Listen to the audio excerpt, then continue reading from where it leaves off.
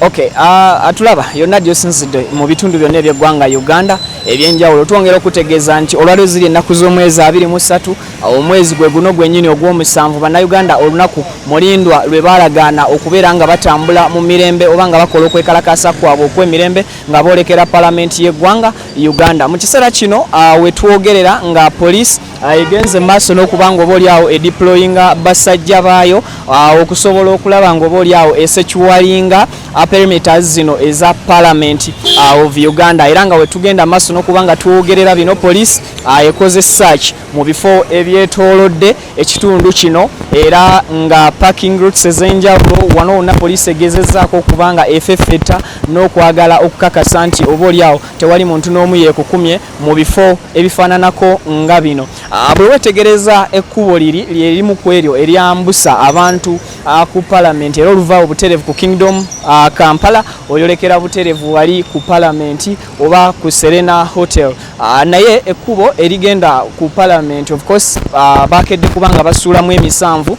teri muntu n'omu akkirizibwa kubeera ng'ayitawo okuggyako abo ab'olubatu abamala okusooka okwazibwa ekitongole kino ekya poliisi. Buli we tugenda maaso n'okubeera nga twetooloola olaba ab'ebyokwerinda abali alert nnyo era nga bali so strict kwoyo yenna abeera agenze gye bamugaanye. Tugenda kuba nga tukuwa embeera yonna okwetooloola ekibuga Kampala tuyiseemu ne twetooloola ne twagala tumanye ebitundu ebirala ewatali wano ku Parliament enguudo endala ezitatuuka wano direct ku Parliament. Gwe munnayuganda akyali eyo yonna gy'oli okusobola okuba nga omanya mbeera ki ate oba oliawo eri mu kibuga Kampala. We twogerera mu kiseera kino nga poliisi egenda maaso n'okuba nga ekola search mu bitundu ebyenjawulo tugende maaso gyo era nga search zigenda maaso n'okuba nga ekola eyita mu parking routes ez'enjawulo mu bizimbe ebyenjawulo nga baagala okusobola okulaba embeera ate oba oliawo nga bwegenda mu maaso n'okuba nga tebenkedde mu kitundu kino. We twogerera nga tuli mu kitundu ekigenda ku Parliament oba tuli ku nguudo ezimu eziyolekera Parliament y'eggwanga Uganda era mu kiseera kino poliisi egezzaako okuba nga elawuna etambula mu makubo gonna agetoolodde okusobola okulaba nga oba oliawo batebenkeza ekitundu. Tufunyeko amawulire essaawa ziri essaawa 5 zenyini n'eddakiika ziri essaawa 5 n'eddakiika 2 era nga wetwogerera mu kiseera kino tutegeezeddwako nti bo bannaffe abali mu bitundu ebya Nassa basimbudde enteekateeka zaabwe ez'okubeera nga oba oliawo abatambula n'okwekalakaasa mu mirembe nga boolekera Palamenti y'eggwanga Uganda. So gwe ali eyo okujjukizaako Palamenti olunaku olwaleero emiryango gyonna egigiyingira bagigadde era mu kaseera ke kamu ako n'abo abagendayo balubatu nnyo oba bamunyoto nnyo osooka kwazibwa basooka kukebera ne balaba nobabulira na kiki oba oliawo kyogenda maaso n'okubanga oyagala okugenda ekikutwala ku Parliament. So bagezezzaako okuba nga basaakinga mu parking routes ez'enjawulo and of course okwetooloolera ddala ebifo ebiriraanye wano ne Parliament. Wewetegereza side za wali tulaba Kingdom Hotel era nga eryo yekkubo eri kutwala butereevu wali ku UBC oluva ku UBC then wali noba nga oyolekera butereevu Parliament ey'eggwanga Uganda. Ennaku z'omwezi 23 of course bannayuganda bateekateeka dda ekyokuba nga beekalakaasa mu mirembe. Twagadde tukusiigira ekifaananyi ekirungi era ekijjudde era ne tutambula ne tutalagga enguudo zonna mu kibuga Kampala kumpi ezisinga wabweru w'ekibuga of course ne munda mu kibuga mwennyini era tusobodde okutambula ne ku Parliament. Agamu ku makubo agali ku Parliament go already bamaze okuba nga bagaggala enguudo ezisinga mu kibuga waliwo ezimu ze badivertinze awo na buli we badivertingidde oluguudo b'ekkubo waliwo ab'ebyokwerinda of course ne traffic police nayo abagideployinzeewo okulaba nga ekulaga nti nekubo tulikwate oba tokolaki oba tolikwata. So olunaku olwaleero ziri 23 August lwe lunaku bannansi lwe baategeka okugenda ku parliament nga beekalakaasa mu mirembe nga balwanyisa ekikolwa ekyenguzi efumbekedde mu parliament y'eggwanga. Era mu bikolwa bino ebyokwagala okulwanyisa enguzi jjukira nti president yavaayo n'agamba nti ye takolaki takwatagana na nguzi, naye ate abamu ku bantu abasongebwamu ebiseera ebisinga nga bagambibwa okuba nti balidde enguzi oluusi oba oli awo nga n'obujulizi weebuli obubaluma obubalumika obulabwako abantu abo tebakwatwako. So n'olwekyo bannayuganda ne bagamba nedda ffe nnyini katweteekeremu amaanyi katuteekemu ebigere mu ngatto then tusobole okubeera nga ate oba oli awo tutambula ku parliament tulabe ddala kituufu kiki ekiri eno mu parliament gye musinziira okulya enguzi nga temusaasidde munnayuganda atoola nsimbi eyo gye tuyita ey'omuwi w'omusolo. So kati okwetoolola ekibuga Kampala ku nguudo ze tusobodde okuba nga tutambulako tusobodde okuyitako ku Ntebe Road ne tuvaawo ekibuye ne twetooloola nga ku roundabout badeployinzeewo emmotoka eza poliisi ennene ezifuuwa tiyagaasi okusaako n'emigemera wala egiriko ne tugenda ne tutuukako ekamooca ku kitebe eyo nno gye tusanze nga mpaka na kaakati ekitebe kino ekya National Unity Platform kikyazingiddwako abasajja ab'ebyokwerinda abali mu byambalo ebya poliisi okwosaako n'ebyambalo eby'amagye. Era mu kaseera keekamu tusobodde okuva ku kitebe kya Nuupu awo Kavule ne tugenda ku nkulungo ey'Ebwayise awo nawo ne tutuukawo nga wonna wabembedde abasajja abambadde stiru ebyambalo by'amagye of course ne poliisi nga bakolaganira wamu. Era ne tutalagga ne tugamba nedda tugendeko sayidi z'Ewandegeya kiri kiti awo tugenza otuuka Ewandegeya nga nawo of course waliwo ka deployment akatonotono. So embeera nga bw'ogenda maaso n'okuba ng'ogiraba simanyi gwe mu kitundu kyo gy'oli embeera eri etya, naye enguudo zonna abantu mu kibuga we tuyise tulaba nga abamu amaduuka bagaggudde, tulaba nga abalala bali ku mirimu bagitambuza, tulaba nga abalala bali kutambula, tulaba nga ebidduka bitonotono ku kkubo. Ekyo kyo tugenda kukkiriza nti ebidduka ku olunaku luno olwaleero byatoniye nnyo ku kkubo, entambula teriiko traffic mungi, naye we tutuukidde ku parliament tusanze namungi w'omusirikale oba tukyogera tutya Otutuukidde ku parliament tusanzeewo namungi w'omusirikale abadde adeployingiddwa okuviira ddala ku nkulungo eno egatta abantu abava mu sayidi z'ebitaala bya Jinja Road, egatta abantu ababeera bava eno ku Africana, enkulungo yemu egatta abantu ababeera bava sayidi z'eno Mulago, ezoni eryoka eyambuka ku parliament awo wonna nga basirikale beerere bagenze maaso n'okubanga bakwatirira okulaba nga teri muntu n'omu akkirizibwa kutambula na bigere ng'ayina ekyefaananyiriza ekipande nti ayagala kukola ki, ayagala kwekalakaasa. Era mu kaseera kano tulaba nga poliisi egezaako okulambika abo abayina okwambuka ku sayidi eza parliament, ate era mu kaseera keekamu neerambika n'abo abalala buwa we balina okuyita olw'ensonga nti amakubo bagadaivatinze. Ekkubo eribadde ligenda ku parliament bali divertinze, olina kukozesa kkubo eriva ku Serena Hotel nga okkirira nga adda ku nkulungo. So tosobola kuvuga bw'ova oyambuka ku parliament, tosobola kugendayo nga oli ku left, oyina kwambuka nga ogendera ku right. Liri ekkubo likkirizibwako babaka bokka, of course n'abakungu ba gavumenti abasobola okwakisesinga awo poliisi we yatadde roadblock yaayo, teri muntu mulala yenna agiyitako okuleka abo bokka benkumenyedde, either oli wa kitiibwa oba oli member wa parliament. Parliament olunaku olwaleero egenda kubanga eddamu okutuula okuva mu luwummula gye yakola ki, gye yali yalaga, era kye kyateekesaawo olunaku luno olwa 23 bannayuganda okusobola okutuuka mu palamenti nga n'ababaka baabwe ababakiikirira weebali mu palamenti bababuuze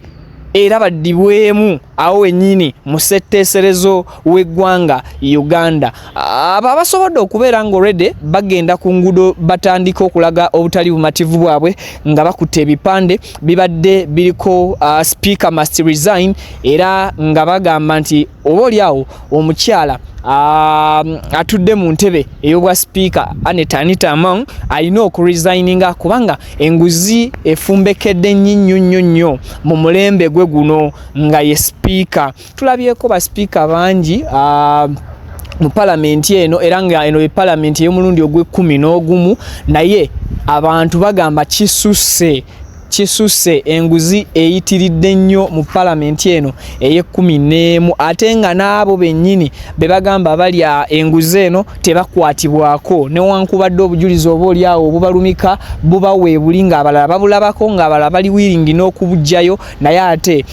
gavumenti neba nga terina kyekoze ku bantu bano ababeera balidde enguzi. Era okwekalakaasa kuno tekulina kibiina kya byabufuzi kikukulembeddemu. Abantu mu kaseera kano basazeewo nga bo nti tetwagala ba kibiina kya NUP, tetwagala ba FDC, tetwagala ba NRM, tetwagala baki, nti be bakulembeddemu okwekalakaasa kuno kwa mirembe. Ate era kwaffe nga bannansi tekuliiko muntu atuwomyemu mutwe nti ye leader ow'okwekalakaasa kuno.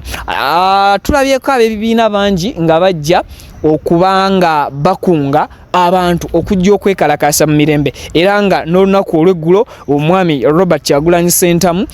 yavuddeyo n'agamba nti okwekalakaasa kukkirizibwa mu mateeka agafuga eggwanga Uganda, ate era n'agamba nga bo aba National Unity Platform tebayinaamu mukono mu kutegeka kwekalakaasa kuno, okuleka abantu ng'abantu abasazeewo ne bagamba nti ffe ng'abantu katwe kyenyigiremu nga tetuyina atukulembedde, nga tetuyina atukubye ku mukono mu mbeera emu oba mu mbeera endala. So ndowooza y'embeera eyo egenda maaso mu kibuga, naye nga wetwogerera because kati nvuddewoko ku palamenti, naye wetwogerera nga abantu batandise okutambula nga bagenda ku palamenti.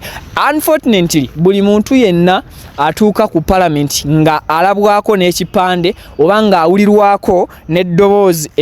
erifaanana okwekalakaasa, poliisi ekwanguyira era nebanga ekukwata n'ekuteeka mu motoka zaayo mbunnambiro n'obanga ogibwawo awo tewali amanyi bano abantu bonna be bali kubanga bakwata wa gye batwalibwa mu kadde kano. Ab'amawulire bagezezzaako okubanga batuziiza okufiliminga engeri abantu gye babakwatamu, era nga poliisi singa eba eyina abantu beeri kukwata efuba okulaba ng'ereeta shields zaayo n'eziteekawo ziwanikira ddala waggulu, which means nti ne bwoba ne kamera nga mpanvu babeera bamaze okuba nga bakublockinga. So ebisigadde tubiraba bulabi, ate n'abantu okubanga mu kaseera kano batandise okubanga basemberera palamenti, abalala babasalako ab'ebyokwerinda nga tebannaba kusemberera oba kutuuka ku njegoyego za palamenti ey'eggwanga. Speaker Anita Among atuuse wakati mu byokwerinda eby'amaanyi oba wakati mu byokwerinda eby'ekitalo, era nga n'ababaka mu kaseera kano wetwogerera batandise nabo okubanga bajja okutuula olwaleero oba oliawo palamenti ng'eddamu okukola emirimu gyayo, okukakkalabya emirimu gyayo okuva mu luwummula olubadde oluwanvuko lwe yali yagenda. Mujjukira palamenti yali yagendako mu luwummula ate era nebanga eyitibwa mbunnambiro, yayitibwa President Yoweri Kaguta Museveni mu kaseera nga waliwo ebitagenda bulungi mu bajeti y'eggwanga, era oluvannyuma lw'okuyita ababaka mbunnambiro bave mu luwummula bwe bajja ne bateesa ensonga neggwa ne babazaayo mu luwummula ate mpaka olwaleero werukoze eki weruwedde. Kansuubire nti gwe osobola okutuwa embeera n'okutusiigira ekifaananyi kyeyo mu kitundu gy'oli. Osobola otugamba nti ndi Kampala, ndi sayidiza wano na wano na wano, okusinziira ku mbeera egenda mu maaso eri bweti n'ebweti n'ebweti, then ne tusobola okulaba Uganda esobolera ddala okukola kyerowooza nti Kenya kyeyagisinga because banna Kenya batuula ne balowooza ne bagamba nedda tukulembeddwa mu nkulemberwa ebaddeko ebbanga lyonna naye tukoze tutya okubanga twetwalako ne tutwala ebirowoozo byaffe nga bannansi ne biwulirwa eddoboozi lyaffe lisitulwako ddi bwe bagezaako okukikola era results tukugamba nti ziwa essanyu ziwa essuubi okusinziira ku byonna bye mumanyi ebigenze maaso mu ggwanga erya Kenya. Tewali n'omu yalabiddwako mu mbeera eno nga alina ekissi, tewali muntu n'omu yalabiddwako nga arutinga oba abba ekintu ky'omuntu kubanga nkugambye nti n'amaduuka agamu maggule abantu mu kibuga bali mu kukola abo abatonotono abasobodde okujja ne baggula amaduuka gaabwe. Gwe ayina gy'olaga amakubo tekuli jam, buli kubo kwembadde mpita okuyingira n'okufuluma ekibuga Kampala buli kubo ng'olabira ddala lyerufu osobola okuliyitamu nga bw'obeera oyagala era n'otuuka yonna gy'obeera oyagala mu budde. Ntegeezeddwako nti Rain wa Mauran and Rain mu bacomedian yakwatiddwa era ntegeezeddwako nti n'abakulembeze abamu olwaleero babatunuliza liiso lijjoji nnyo oba babatunuliza eriiso eryenkaliriza okusobola okulaba nga tewaliiwo nsonga ya kwekalakasa gye beenyigiramu. Naye ate abamu ku abo abakulembeze bategeeza olunaku lw'eggulo nti bali willing okwenyigira mu kwekalakasa kuno singa banaba bakikola si kulwa parties zaabwe wabula nga bakikola nga Abannayuganda. Ye General Yoweri Kaguta Museveni yavaayo n'abagamba nti tozannya na muliro era ye n'agamba nti bo muliro gwokya woogerezaako okubanga ozannya n'okusemberera omuliro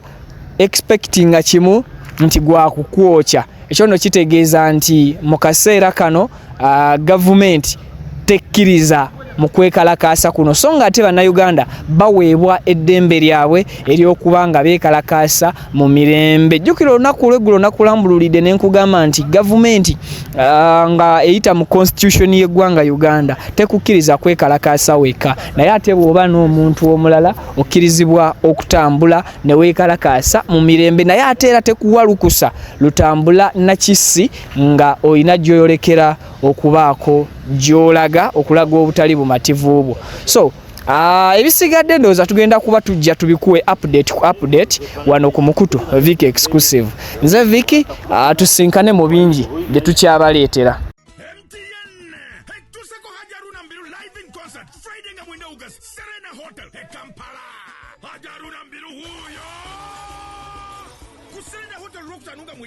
Monshoja atumye Haruna Mbiru live in concert VIP ya mtwalo 15 tukawa jigula ku momo ya mtwalo 10 ate meze ya milioni 3 nyiga kamunyenye emo mkaga 5 kamunyenye 20 kadala oba downloading ya momo app ogule ticket ku sente ntono nga 10 August Colin Hotel mukono ticket ya shinjo mtwalo gumu bo jigulanga okosa momo jigula 15 VIP mtwalo 3 nga 11 August Maria Frema Saka shinje mtwalo 2 bo jigulanga okosa momo ya mtwalo gumu VIP mtwalo 5 ate momo mtwalo 3 n'ekitundu bitegekeddwa Keti Events olwo ne biwagirwa MTN together we're unstoppable.